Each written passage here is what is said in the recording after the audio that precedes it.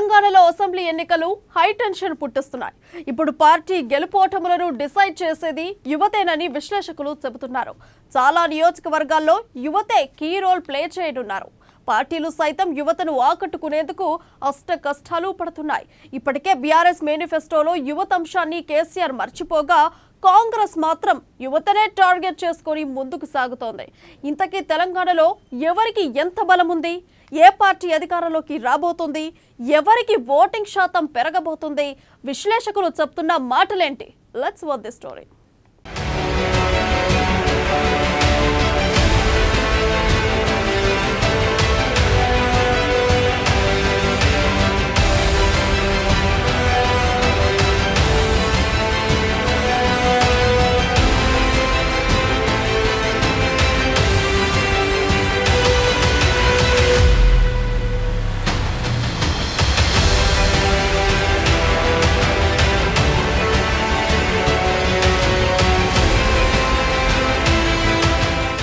తెలంగాణలో high tension పుట్టిస్తున్న assembly ఎన్నికలు.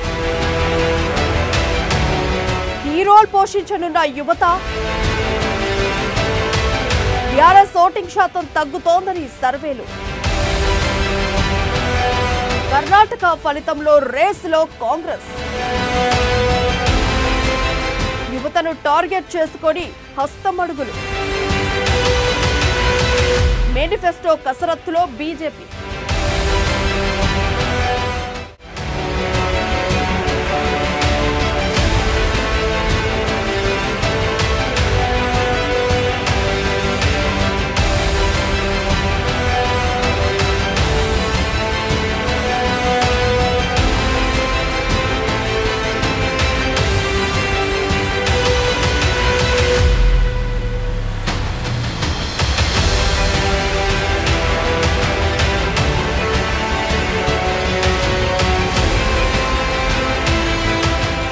తెలంగాణ రాష్ట్రం ఏర్పడి 10 ఏళ్లు పూర్తి కావస్తోంది. ప్రత్యేక రాష్ట్రంగా ఏర్పడిన తర్వాత ఇప్పుడు జరిగేవి 3వ దఫా అసెంబ్లీ ఎన్నికలు త్వరలో జరగనున్నాయి.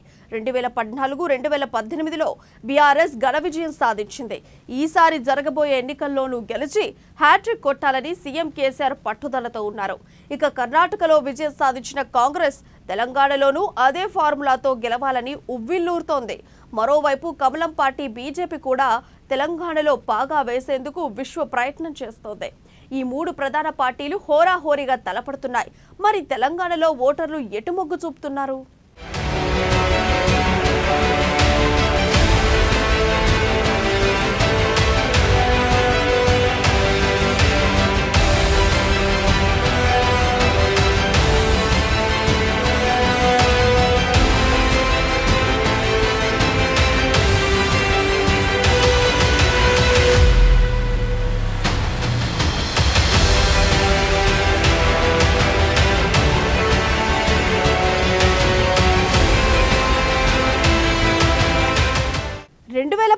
లో దేశంలోని 29వ రాష్ట్రంగా తెలంగాణ అవతరించింది. ఆ తర్వాత జరిగిన ఎన్నికల్లో ఇప్పటి బీఆర్ఎస్, అప్పటి టీఆర్ఎస్ 119 స్థానాలకు గాను 63 సీట్లు గెలుచుకుంది. సీఎం కేసీఆర్ తెలంగాణ తొలి ముఖ్యమంత్రిగా బాధ్యతలు చేపట్టారు. ఆ తర్వాత 2019లో ఎన్నికలు జరగాల్సి ఉండగా 2018లో ముందస్తు ఎన్నికలకు వెళ్లారు కేసీఆర్. అప్పుడు కూడా 119 స్థానాలకు గాను 87 సీట్లు గెలుచుకొని మళ్లీ అధికారం చేజెక్కించుకున్నారు. 2018లో కాంగ్రెస్, టీడీపీ, తెలంగాణ జనసమితి, సిపిఐలు కలిసి ప్రజా కూటమిగా ఏర్పడినప్పటికీ 22 స్థానాలు మాత్రమే దక్కించుకున్నాయి. ఎంఐఎం 7, ఇండిపెండెంట్లు 2, బీజేపీ 1 సీటు మాత్రమే గెలుచుకుంది.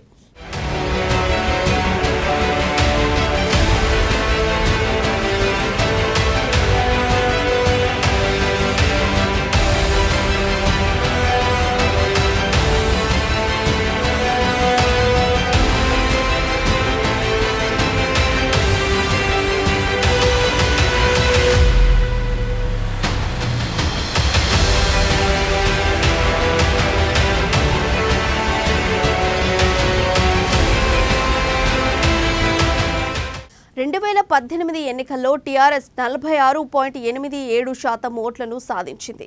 కాంగ్రెస్కు 19 సీట్లు వచ్చినా 28.43% ఓట్లు మాత్రమే సాధించగలిగింది. బీజేపీకి 6.98% ఓట్లతో సరిపెట్టుకుంది. 2018 తర్వాత జరిగిన ఉప ఎన్నికలు, లోక్సభ ఎన్నికల్లో తెలంగాణలో బీజేపీ పుంజుకుంది. దుబ్బాక, హుజూరాబాద్లో బీజేపీ సభ్యులు గెలిచారు. మునుగోడులో బీఆర్ఎస్ గెలిచినా బీజేపీ గట్టి పోటీ ఇచ్చింది.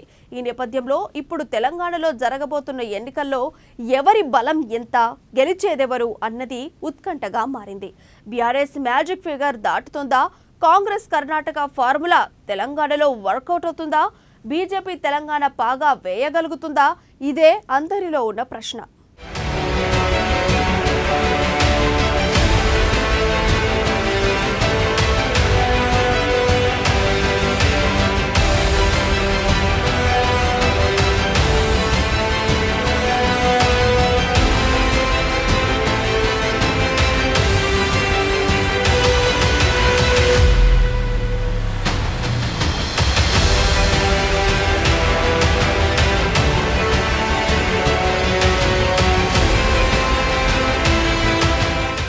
బీఆర్ఎస్, కాంగ్రెస్, బీజేపీ 3 పార్టీల మధ్య ప్రధానంగా పోటీ నెలకొంది. అయితే అభ్యర్థుల ప్రకటన, ప్రచారంలో బీఆర్ఎస్ ముందంజలో ఉంది.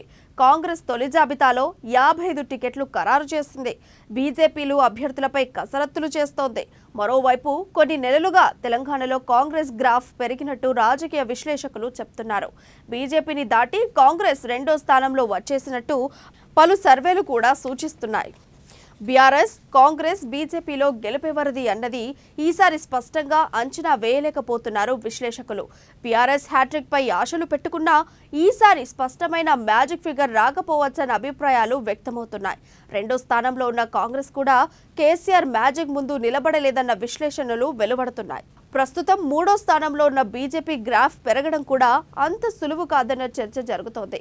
ఈ నేపథ్యంలో ఈసారి అధికారం చేపట్టబోయే పార్టీ ఏది అన్నది ఉత్కంఠగా మారింది.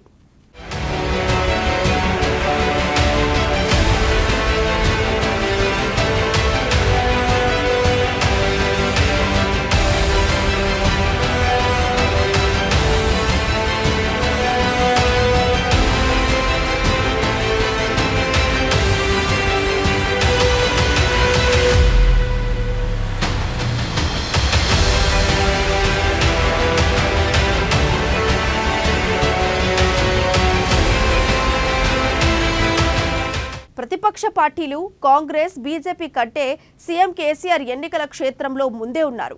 పార్టీ అభ్యర్థులను ముందుగానే ఖరారు చేసేశారు. 119 స్థానాలకు 115 స్థానాల్లో అభ్యర్థులను ప్రకటించారు. టికెట్లు రాని అసంతృప్తుల్లో కొందరు పార్టీలు మారిపోగా మరికొందరిని అధిష్టానం బుజ్జకిచ్చింది.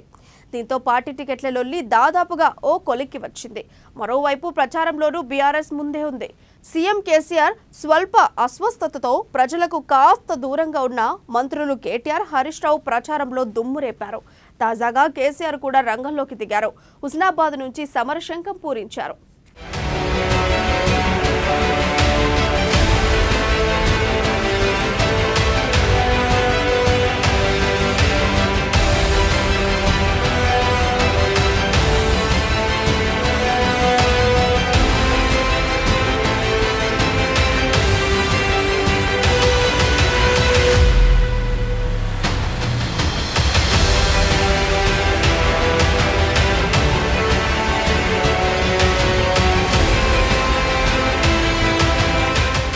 మరోవైపు కాంగ్రెస్ ఇప్పటికే గ్యారంటీ స్కీమ్లు ప్రకటించింది.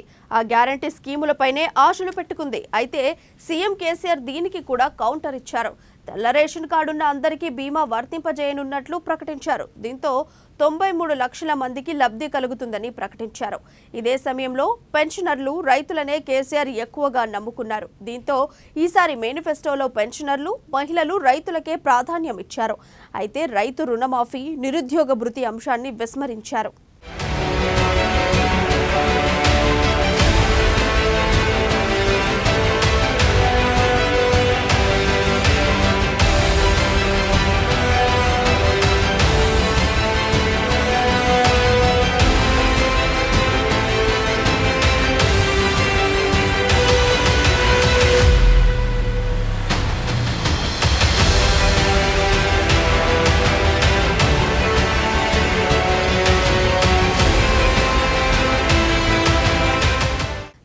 తెలంగాణ అసెంబ్లీ ఎన్నికల్లో యువత ఎక్కువగా ప్రభావం చూపనున్నారు. తాజా ఓటరు జాబితా ప్రకారం 7 లక్షల మంది తొలిసారి ఓటు నమోదు చేసుకోగా 35 ఏళ్లలోపు ఓటర్లు 30% కంటే ఎక్కువ మంది ఉన్నారు.